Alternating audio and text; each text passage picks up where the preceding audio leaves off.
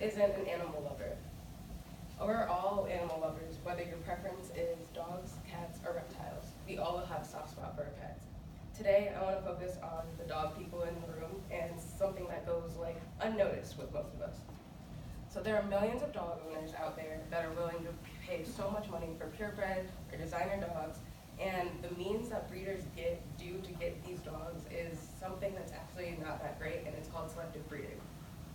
Selective breeding involves the process of breeding certain dogs together to get a desired outcome. According to yourgenome.org, a genetics website produced by scientists from the Wellcome Genome campus in the UK, states that selective breeding involves selecting parents that have characteristics of interest and hope that their offspring inherit those desirable details. So breeders are inherently making the perfect puppy.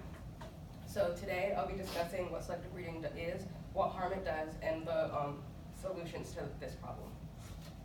So first, let's talk about what harm it does to the balls of life. So according to Melvin Porter of PetHelpful.com, there are so many health issues that come from selective breeding. And I'll just name a few dogs that breeds that have issues. So the first one, pugs. Their smushed faces don't help them with breathing.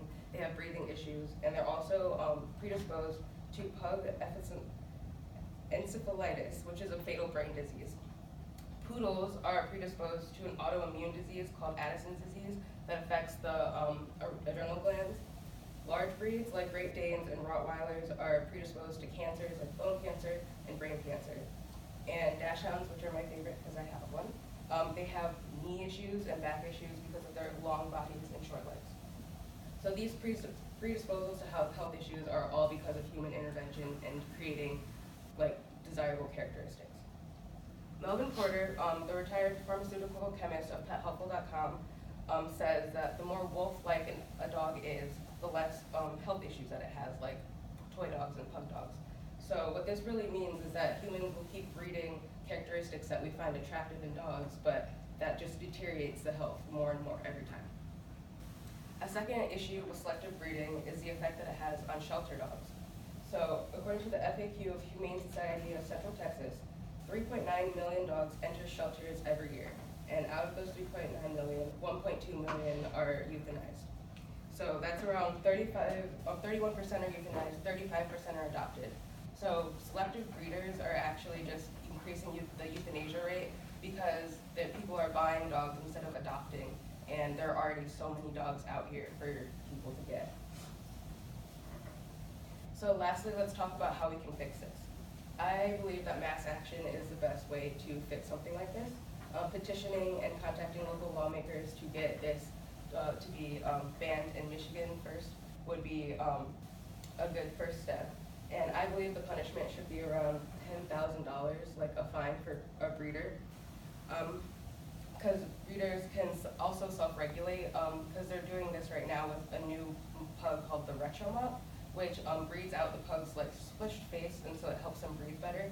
So they're doing like that with Dalmatians and other things too that help the dogs, so they can do that as well.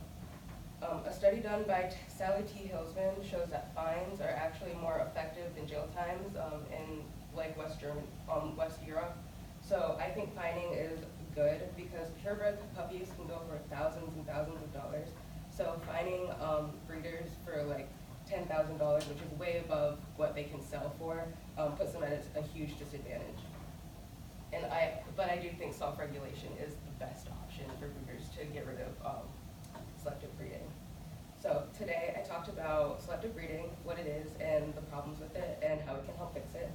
And I just want to end on that it's probably not going to ever end. It's probably not something that we can completely get rid of. But because so many people are ignorant to the issue and so many people will shop for their perfect puppy. But if you're looking for a pet, just adopt, don't shop.